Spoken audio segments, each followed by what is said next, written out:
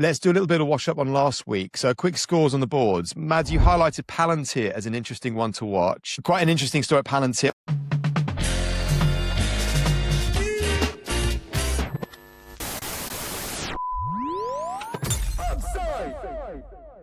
Also, CXMT, you call the debut mispriced. What's happening? Tell us about both and give us a little bit of a wash up on last week on those two. Look, it's summer months. I think markets have been a little bit quieter, but Palantir were out with earnings. And it's an interesting company because to some extent, they're positioning very much as the antithesis or the antidote to the frontier labs. They had unbelievable results. Okay, so revenue doubled on a year ago. Unworldly. What did Alex call them? Was it otherworldly or something?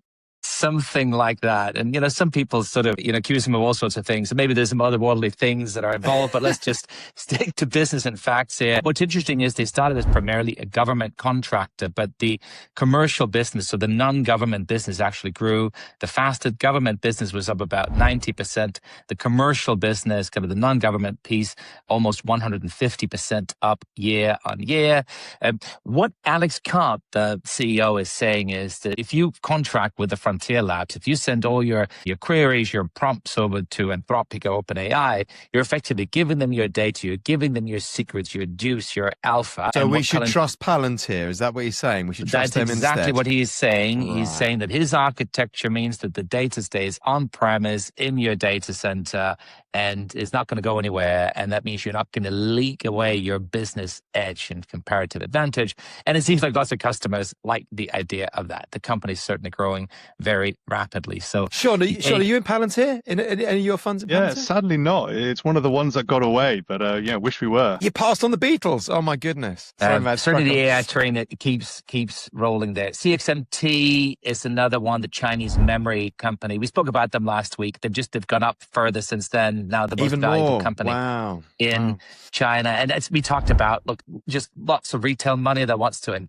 money in general in China, can't get out of China, wants to be in AI, wants to be in these hot sectors instead of pouring into this company. It is an interesting company. Now, there are aspects to the business we didn't talk about so much last week, which is that it's founded not long ago, 10 years ago in Hefei, out of a state program called Project 506, which is all about this region of China kind of backing businesses and trying to get stuff off the ground, a little bit like... Sounds like Room 101. Well, yeah. It's for the venture capitalists of the West. And so they are 250 miles inland from Shanghai. So it's not kind of a coastal city at all. 10 million people. They founded a number of businesses there. So BOE, which is the display maker, came out of that place. NIO, the premium EVs, also backed by the city there. And they're trying to put money into these things to stimulate them to grow. And yeah, just such a different model from what we see in the West. What do you do in China, Sean? I know you do India, China, US, Europe. Is that exactly right? Yeah, so we've been about 70% US and about 10% each in Europe, China, and India for quite a while. And then for us, we've been in China specifically for almost 20 years on the venture side, and it's had some great results over the years. How do you do it, Sean? Are you there? Is it boots on the ground? How do you work with China?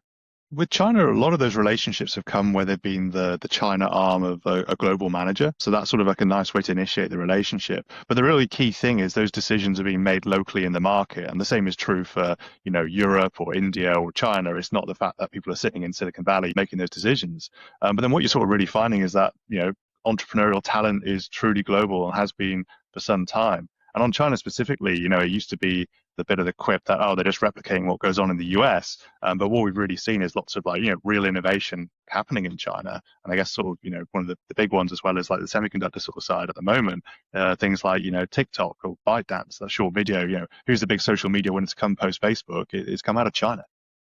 Yeah. And I'm sure there's more to come. It feels like the tables have turned. That's probably the wrong turn of phrase, but they're now beyond copying Western models, Western IP. They're now building and doing their own thing. So I think there's going to be a lot more to come from China. It's going to be interesting to see. What else have we missed, Mads, in the wash-up from last week? No, I think the obvious question coming out of it is, if the state is so successful bootstrapping and funding these businesses in China? Why shouldn't we just have much more of that kind of state-backed, state capitalism, or whatever you call it? It's not quite socialism, right? I don't know what it is. I was going to say, is it socialism? It's kind of this strange new model. Should the state just be allocating the capital, and how come the Chinese can get away with it? It always seems to have failed when we've tried it in the West, right? The states tried to back winners, and it becomes Solyndra, right? It becomes Northvolt. It just blows up in flames. Yeah, I think that the counterpoint is, look, there are definitely successes that Chinese governments at various levels, they back lots of stuff and a lot of it fails, right? They let 1,000 flowers bloom. And they do it in a very aggressive way, don't they? The pattern seems to be lots of funding for lots of players, throw in some kind of Western catfish into the pot, like they did with Tesla for BYD, and then let the piranhas crack on. It feels like a very aggressive strategy. They failed at aerospace, though. They obviously succeeded with automobiles, but not done so well with the planes. But maybe, what next? Pharma maybe next? I don't know.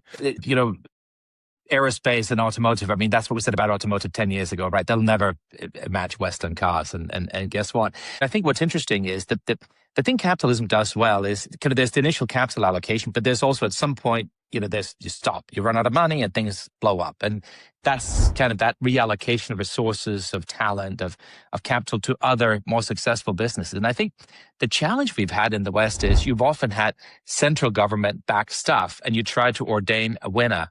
And then it's like, well, sunk costs, and we're just going to keep backing this thing until it's obvious it's not going to work. Whereas in China, you have, as you said, taken a much more aggressive approach to back lots of things. And you almost let all these different regions and cities compete against each other. So they become the market force, right? You got so much money, so much capital, you can play on the monopoly board. If you blow up over there, that's fine because we get somebody else succeeding over here. And central government may or may not bail you out. So the model is a little bit different from what we've tried in that sense. I'm trying to think if there's anything that we can learn and do over here. I just don't see how we can get away with it. The thing to learn certainly is that you need capital and you need to make lots of experiments and you need to try lots of things. But they do thousands. They don't just do, like we're going to talk later with Sean, we're going to talk about the £1 billion growth fund and what's happening with that and how he sees the mega funds. But we just don't have that scale. And I don't know how. Because they do thousands of car companies, as an example. They do thousands of when you say vehicles. We don't have that scale, I mean, so let's test that for a minute. So yes, you're right. The Chinese population is what, roughly 2x the European population. Okay, so 2x the scale on people, but GDP per capita is lower. And I'd say Europe's GDP overall certainly measures up to China. So I don't think it's that they have a lot more resource than we do. You probably just think about it a little bit differently in terms of how aggressive to go after this innovation and this the experimentation of trying new things.